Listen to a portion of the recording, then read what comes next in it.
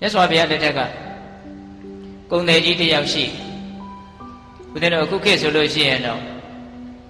အဝတ်အစားမျိုးစုံကိုလှည့်လည်ရောင်းချတဲ့ကုန်တယ်ကြီးပေါ့ပတ်စံလည်းအင်မတန်ချမ်းသာပါဒီနေ့တော့အဲ့ဒီကုန်တယ်ကြီးကဗာရဏသီပြည်ကသူကတာဝိထိဘက်ကိုလာရင်းနဲ့မြေကမ်းဘေးတစ်ခုမှာသူနားပြီးတော့နေတာ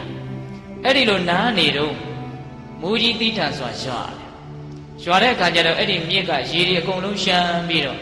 သူဟိုဘက်ကန်းကိုကူးလို့မရတော့အဲ့ဒါနဲ့သူကစဉ်းစားတယ်ငါဟိုဘက်ကန်းကိုကူးပြီးတော့ပစ္စည်းတွေသွားပြီးတော့ပို့မယ်ယူမယ်ဆိုလို့ရှိရင်အချိန်ကြီးအများကြီးကြာနေလိမ့်မယ်အဲ့ဒီတော့မထူးပါဘူးဒီမှာလဲရောင်းချလို့ကောင်းနေတာပဲဟောဒီမြေကမ်းဘေးကအရေးကောင်းတဲ့သစ်ပင်ကြီးအောက်မှာပဲငါရဲ့လှဲတွေကိုစတဲ့ချပြီးတော့ဒီသာဝိထိမြို့မှာပဲမူးလေးလပတ်လုံးဆောင်းလေးလပတ်လုံးຫນွေလေးလပတ်လုံးငါနေပြီးတော့စီးပွားရေးလုပ်မယ်လို့အဲ့ဒါလို့စဉ်းစားပြီးတော့သူ့ရဲ့လက်အောက်ငယ်သားတွေနဲ့အဲ့ဒီလှဲဝိုင်းကြီးထဲမှာသူချက်ပြုတ်စားတော့ပြီးတော့နေနေတာဒီနေ့တော့မြတ်စွာဘုရားကလေ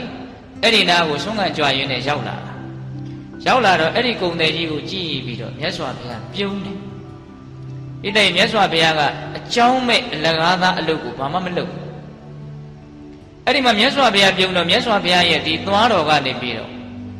ဩရာဒဆိုတဲ့ဖြူတဲ့ရောင်ကြီးတွေဟာလျှက်စီးလက်တလူဝင်းကနေဖြစ်သွားတာအဲ့ဒါကိုရှင်အနန္ဒာနောက်ကနေပြီးတော့မြင်တော့ဘုရားပြုံးတယ်ဆိုတာသိတယ်သိတော့မြတ်စွာဘုရားကိုမေးတာရှင်ဘုရားဘယ်အကြောင်းကြောင့်ပြုံးတော်မူပါတလဲအဲ့ဒီမှာမြတ်စွာဘုရားကအာနန္ဒာဒီကုံတယ်ကြီးကိုကြည်စမ်းတဲ့သူအမျိုးမျိုးစဉ်းစားနေတာဟောဒီမှာပဲငါမိုးလေးလားနေမယ်ဆောင်းလေးလားနေမယ်လွေလေးလားနေမယ်လို့သူစဉ်းစားနေတာတကယ်စင်စစ်သူ့ရဲ့အသက်ဟာ9 ရက်နေ့မြောက်မှာသူသေလိမ့်မယ်တဲ့ဘုရားမြင်တယ်နော်ဒါပေမဲ့ကုံတယ်ကြီးကမြင်သလားမမြင်တဲ့အခါကျတော့ဘာတွေလုပ်မယ်လို့စဉ်းစားချက်တွေကအများကြီးဖြစ်နေတာဗမာစကားပုံလေးရှိတယ်မို့လားငှက်ပြန်ရင်းသိလူကြံရင်းသိကြမ်းနေတာအဲ့ဒါနဲ့မြတ်စွာဘုရားကသူဘယ်လိုပဲအချိန်နေယူပြီးတော့စဉ်းစားစေကမူသူ့ရဲ့အသက်က9 ရက်ပဲရှိတော့တယ်ဒါကိုမြင်လို့ငါပြုံးတာအဲ့ဒီမှာမြတ်စွာဘုရားကိုရှင်အနန္ဒာကရှင်ဘုရားတပည့်တော်အဲ့လိုဆိုရင်အင်မတန်သနာပါတယ်ဗျာတပည့်တော်သွားပြောကြည့်မယ်အဲ့ဒီလိုဆိုရင်သွားပြီးတော့ရဲကြီးသာပြောကြည့်ဘုရားကအာမခံနဲ့လွတ်တာနော်အဲ့ဒါနဲ့ရှင်အနန္ဒာကတပိတ်ကလေးပိုက်ပြီးတော့အဲ့ဒီကုံတယ်ကြီးနားကိုရောက်လာပြီးတော့တခါကြီးဘာတွေလုပ်နေတော့တပည့်တော်ဒီလိုပဲဘုရားတခါကြီးအလုပ်လုပ်တာတော့ဟုတ်တယ်ဒါပေမဲ့အသက်အန္တရာယ်ဆိုတာမြင်နိုင်ခဲ့တယ်တွေ့ဝိုက်ပြီးတော့ပြောနေတာတော့ဒေရူးကြီးမပြောဘူးအဲ့တော့ကုံတယ်ကြီးကဒီမထေမြတ်ကငါ့ကိုတကူးတကလာပြီးတော့ပြောတယ်ဆိုတော့အကြောင်းရှိမယ်နဲ့တူတယ်သူကလည်းဉာဏ်ရှိတဲ့လူပဲရှင်ဘုရားတို့ယဟန်သူမြတ်တွေဆိုတာအင်မတန်အမြင်ကြီးပါတယ်ဗျာတပည့်တော်ရဲ့အသက်အန္တရာယ်ကိုများအရှင်ဘုရားတို့မြင်သလားအေးမြင်တယ်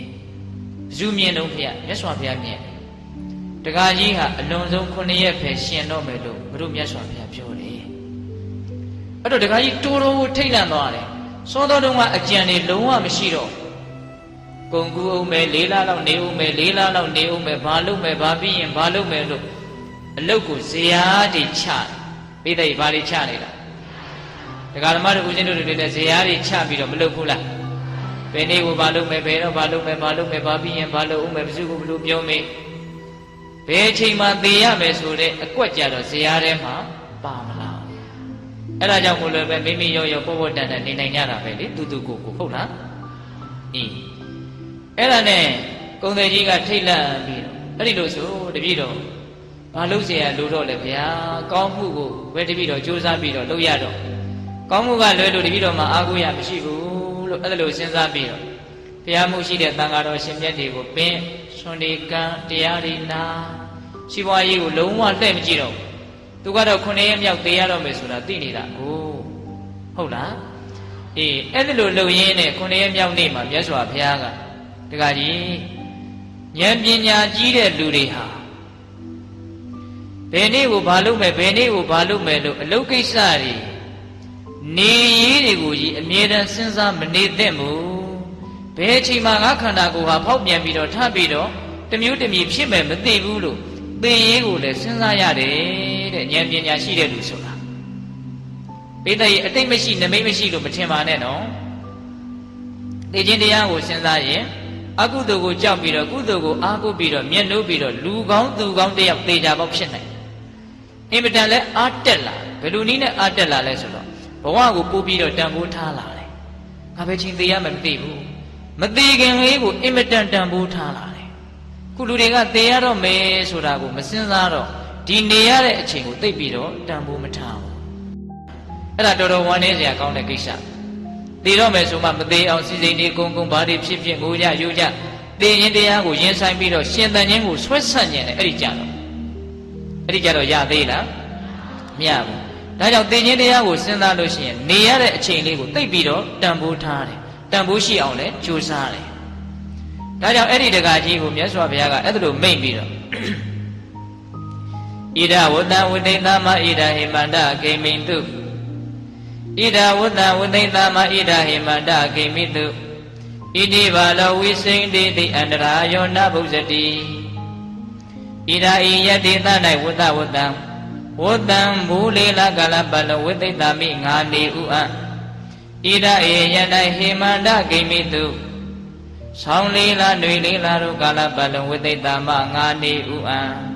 ဣတိဤသို့ဘာလို့မသိသောပုဂ္ဂိုလ်သည်ဝိစိန်တိသိအထူးထူးကြံစည်ပြီးတော့နေတယ်မသိတဲ့လူဟာငါဘလို့နေမယ်ဘလို့နေမယ်လို့နေရေးတွေကိုပဲအမြဲတမ်းစဉ်းစားနေတယ်အန္တရာယောနာဗုဇတိဘယ်အချိန်မှသိရင်တရားဒီဟုသောအန္တရာယ်ရောက်လာလိမ့်မယ်ဆိုတာကြတော့ तू မသိဘူးတဲ့မစဉ်းစားဘူးတဲ့အဲ့ဒီဂါထာလေးလေဟောလိုက်ရောအဲ့ဒီတကာကြီးဟာတံဝေကဉာဏ်ဒီကုသိုလ်ကိုမျက်နှိုးနေတဲ့စိတ်တွေအကုသိုလ်ကိုဆက်ဆုပ်နေတဲ့စိတ်တွေအရင်ခံထားတာဆိုတော့တခါတည်းသောတာပန်ဖြစ်တယ်အဲ့ဒီမှာဆွမ်းကပ်ပြီးတော့မြတ်စွာဘုရားအနုမောဒနာတရားဟောပြီးတော့ကျောင်းတော်ကိုပြန်ကြွသူလိုက်ပို့တယ်လိုက်ပို့ပြီးတော့အပြန်မှာခေါင်းမူးတယ်ဆိုပြီးတော့အိယာပေါ်မှာအိပ်ရင်းနဲ့အဲ့ဒီတကာကြီးကွယ်လို့အိဋ္ဌာရောက်တယ်တုတိတာနတ်ပြည်ကိုရောက်တယ်လို့ဆိုတယ်